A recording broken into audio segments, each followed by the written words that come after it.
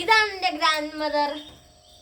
Mummy, മമ്മിയോട് ഞാൻ കുറച്ച് questions ചോദിച്ചോ, കുഴപ്പമൊന്നുമില്ല.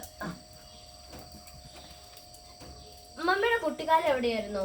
മമ്മി ജനിച്ചതൊക്കെ? മമ്മി ജനിച്ചത് കോട്ടയം പാറമ്പുഴ എന്ന് പറയും, ചെറിയ ഗ്രാമത്തിൽ.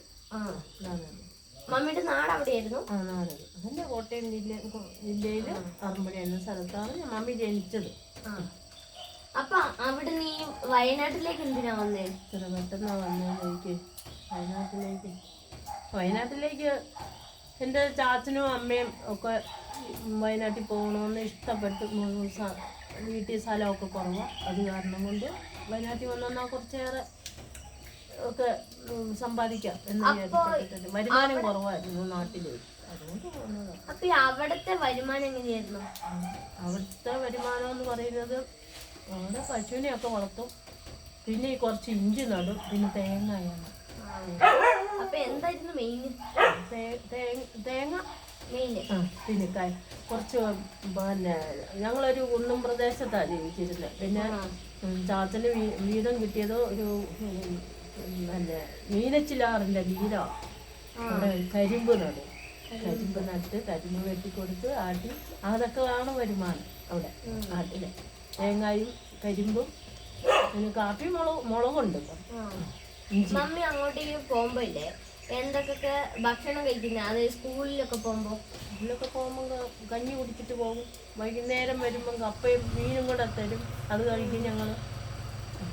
അതൊക്കെ ഉള്ളു? അതൊക്കെ ഉള്ളു. പിന്നെ രാത്രിയില് വിശക്കുന്നുണ്ടെങ്കിൽ കഞ്ഞി, ചോറ്. അപ്പൊ ഈ മീനും ഇറച്ചിയൊക്കെ? മീനും ഇറച്ചിയൊക്കെ ഇഷ്ടം പോലെ ഉണ്ട്. മമ്മി ഈ സ്കൂളിലേക്ക് പോകുന്ന എങ്ങനെയാ? സ്കൂളിലേക്ക് നടന്നു പോകും. അന്ന് പിന്നെ ബസ്സും സ്കൂൾ ബസ്സും ഒന്നുമില്ല, ചെരുപ്പ് പോലും ഇല്ല അന്ന്. ഞങ്ങൾ നടന്നല്ലേ പോയിക്കൊണ്ടിരുന്നത്. അപ്പൊ ഈ മമ്മി ഇങ്ങനെ പോകുമ്പോ ഈ മഴയൊക്കെ വന്നാല് കൊട എങ്ങനെയായിരിക്കും? കൊട ഞങ്ങള് 4 പേരാണ് സ്കൂളിൽ പോണത്. 5 മക്കളിൽ 4 പേര്, ഒരാൾ പോണില്ല.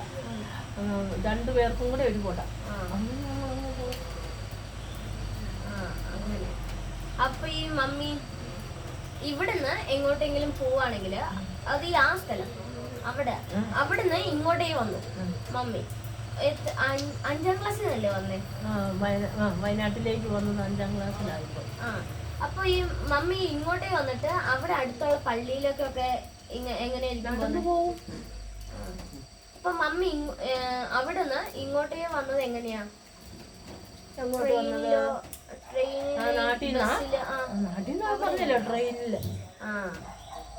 ഒരു സ്റ്റോപ്പില് 5 മിനിറ്റ് കഷ്ടിച്ച് നിർത്തും. സാധനങ്ങളെല്ലാം ഞങ്ങള് ട്രെയിനിൽ നേരത്തെ കയറ്റി വിട്ടു, വീട്ടു സാധനങ്ങളെല്ലാം.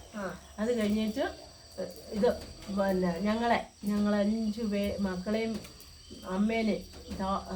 അപ്പച്ചിക്ക് നല്ല കഴിവായിരുന്നു, മിലിറ്ററിക്കാരനായിരുന്നു, നല്ല വിവരമൊക്കെ ഉള്ള മനുഷ്യനാണ്. അപ്പം അങ്ങ് സ്റ്റേഷനിൽ അങ്ങ് പോകാതെ, റെയിൽവേ സ്റ്റേഷനിൽ പോകാതെ 5 മിനിറ്റ് നിർത്തുന്ന ഒരു സ്റ്റോപ്പുണ്ട്, അവിടെ നിന്നാണ് ഞങ്ങളെ വണ്ടി വിട്ടുപോയി. എന്നിട്ടാണ് എൻ്റെ ചേച്ചീനെ കയ്യെ പിടിച്ച് വലിച്ചു കയറ്റി വരുന്നത്. അങ്ങനെ ഒരു മമ്മി ഇങ്ങോട്ടേക്ക് വന്നിട്ട് മമ്മിയുടെ അത് കഴിഞ്ഞിട്ടുള്ള പഠിത്തമൊക്കെ എങ്ങനെയായിരുന്നു? അത് ഇങ്ങോട്ടേക്ക് വന്നിട്ട് വയനാട്ടിലേക്ക് നടവേൽ എന്ന് പറയും സ്ഥലം. അത് പോയി 10ാം ക്ലാസ് വരെയും പഠിച്ചു. അത് കഴിഞ്ഞിട്ട് ഒന്ന് പിന്നെ പോകണമെങ്കിൽ പനമരത്ത് പോകണം,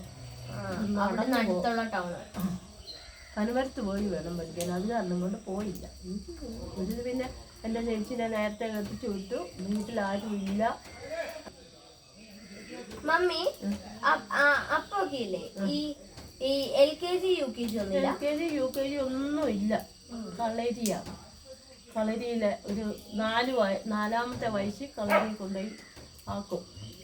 മണലും ഓലയുണ്ട്, ഓലയും കൂടെയാണ് കൊണ്ടുവന്നിട്ട് മണൽ കൊണ്ടുപോയി കളരിയിൽ എഴുതി പഠിപ്പിക്കും. വിരൽ കൊണ്ട് എഴുതി, മണലിൽ എഴുതി പഠിപ്പിച്ച്, അക്ഷരങ്ങളെല്ലാം പഠിപ്പിച്ച് പിന്നെ അത് ഓലയിൽ എന്നിട്ട് എഴുതി തരും. വീട്ടിൽ ചെന്നിരുന്ന് എഴുതാൻ.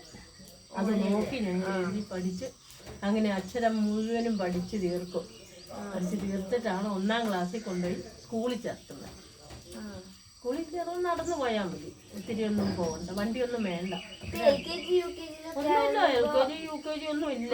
അതിന് പകരമാണ് പിന്നെ കളരിന്ന് ആശാനാണ്. കളരിയിലൊക്കെ പോകുമ്പോ മമ്മി നടന്ന പോന്നെ. അല്ല, കൂട്ടിക്കൊണ്ട് ആക്കും, തന്നെ പോകണ്ടേ.